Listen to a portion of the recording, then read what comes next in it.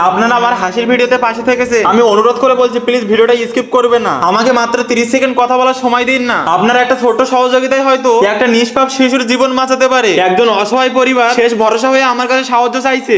এসে সুমন দাদাকে একটু বলবো, আপনি একটু আপনার ফলোয়ার্সের মধ্যে এই বিষয়টা তুলে ধরুন। আমার একার দ্বারা সম্ভব না, তাই আপনাদের কাছে এসেছি। ছোট্ট নিষ্পাপ শিশুটি একটা কঠিন রোগে আক্রান্ত হয়েছে। তথা বিরল রোগ SMA টাইপ 1 রোগে আক্রান্ত হয়েছে, স্পাইনাল মাস্কুলার অ্যাট্রফি রোগে।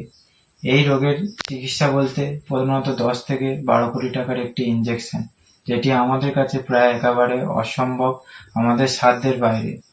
তাই আমি আপনাদের কাছে একান্তভাবে আর্থিক সহায়তার আর্জি জানাচ্ছি। দেখুন, আপনাকে হাজার হাজার টাকা দিতে হবে তা কিন্তু না, আপনার যেটুকু সামর্থ্য আছে সেটুকু দিন না। আমি তো মাত্র 20 টাকা দিচ্ছি, আপনি না হয় 10 টাকা দিন, তাও যদি না থাকে 5 টাকা দিয়ে সাহায্য করুন। স্ক্যানার কমেন্ট বক্সে পিনে দেওয়া থাকবে কত টাকা কত ভুল কাজে চলে যাচ্ছে। আর তা বাদে আপনি যদি কিছুই না দিতে পারেন, ভিডিওটা এত পরিমাণ শেয়ার করবেন যে সমাজসেবী বা সাহায্যকারী মানুষের কাছে পৌঁছে যায়। আমি নিজেও অনেক ভিডিওতে দেখেছি এই সোশ্যাল মিডিয়ার সাহায্যে অনেকের জীবন বাঁচাতে। তাই তোমরা কেউ এড়িয়ে না গিয়ে দয়া করে আমার পাশে থাকুন। আমি জিৎ দাস, দক্ষিণ 24 পরগনা জেলার বারুইপুর থানার অন্তর্গত হারদা অঞ্চলের কুড়ালি গ্রামে আমার বাড়ি।